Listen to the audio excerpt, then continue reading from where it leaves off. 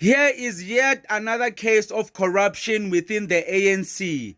The investigators have raided the House of Parliament Speaker Nosiviwe Mapisa Nqakula. These allegations of corruption stem from her tenure as defense minister.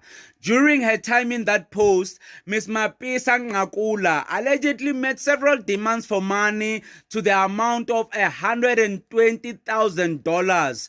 She got that money from the owner of a company to secure a tender to transport army equipment back to South Africa from somewhere in the continent. They raided a house in Johannesburg, eastern suburb of Bruma, drew a call from the official opposition of the Democratic Alliance for her to step down. Now, we cannot jump into real conclusion because there has to be a thorough investigation. Yes, they raided her house, but do we have conclusion?